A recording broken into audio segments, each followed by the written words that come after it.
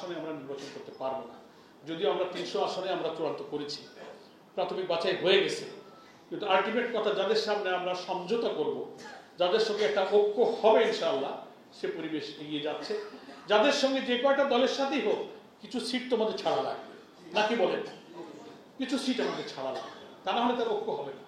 তা আপনি যেমন একটা আইডিয়া আমাকে দিয়েছেন সম্ভাবনা দেখে, যে এমনও হতে পারে সমঝোতা করতে করতে সে প্রায় 100 আসন আমাদের ছেড়ে দিতে হতে পারে। আমাদেরকে বলছেন মাইন্ড সেট রাখবেন, কমপক্ষে 200 আসনে আমরা ইনশাআল্লাহ ইলেকশন করব। 150 কিছু, মানে 150 না, 200 যদি থাকে বা যদি বেশি থাকে, হয়তো 100 বা তার কিছু কমও যদি ছাড়ি, তাহলে এমন কিছু আসন থাকবে যে আমাদের ছেড়ে দিতে হবে, অথবা সেই আসনগুলো নতুন কখনো আমরা ইলেকশন করিনি, যে তার সম্ভাবনা একেবারেই ক্ষীণ, এরকম 2-4টা আসনও কিন্তু থাকতে পারে। সেটা আপনারা বুঝে শুনে যদি মনে করেন যে আমি খুলনাতে থাকি, সাংগঠনিক কাজ করি, এখানে আমি রোপণ, তো আমার যে সিট ওটা হয়তো ছেড়ে দেওয়ার মতো একটা সিট একেবারেই সম্ভাবনা নাই, তাহলে আমি অনুরোধ করব আপনি ভোটার ট্রান্সফার হয়ে ভোটার তালিকার নাম বদল করে আপনি খুলনাতে থাকেন। শুক্রবার খুলনার আল ফারুক সোসাইটি মিলনায়তনে বাংলাদেশ ইসলামী ছাত্র শিবির খুলনা মহানগর শাখা আয়োজিত সদস্য পুনর্মিলনী 1977 থেকে 2025 অনুষ্ঠানে প্রধান অতিথির বক্তব্যে বাংলাদেশ জামায়াতে ইসলামীর সেক্রেটারি জেনারেল ও সাবেক সংসদ সদস্য অধ্যাপক মিয়া গোলাম পরোয়ার একথা বলেন। তিনি আরও বলেন, আগামী জাতীয় সংসদ নির্বাচনে জামায়াত সব আসনে প্রার্থী দেওয়ার মাধ্যমে পূর্ণ নির্বাচনী প্রস্তুতি সম্পন্ন করেছে।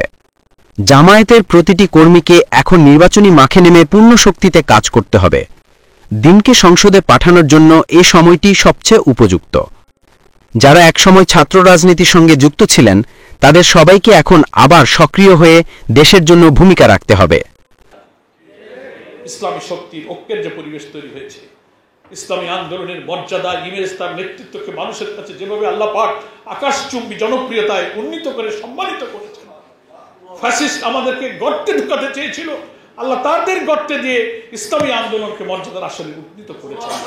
এই শুকরিয়া আদায় করার জন্য আসল যার যার নির্বাচনী এলাকায় এখন থেকে প্ল্যানিং করেন, কবে আমি বাড়িতে চলে যাব, যেতে যতক্ষণ দেরি হচ্ছে সেখানকার সাথে যোগাযোগ রাখেন, নিজের ইউনিয়ন, নিজের উপজেলা, নিজের ওয়ার্ডে আপনি কাজ করেন।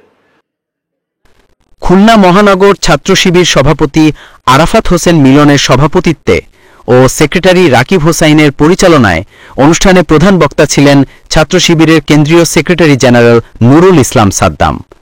বিশেষ অতিথি ছিলেন বাংলাদেশ জামায়াতে ইসলামীর খুলনা অঞ্চল সহকারী পরিচালক মাওলানা আবুল কালাম আজাদ, মহানগরের আমির অধ্যাপক মাহফুজুর রহমান, খুলনা জেলা আমির মাওলানা ইমরান হোসাইন, মহানগর নায়েবে আমির অধ্যাপক নজিবুর রহমান, মহানগর সেক্রেটারি অ্যাডভোকেট শেখ জাহাঙ্গীর হোসাইন হেলাল।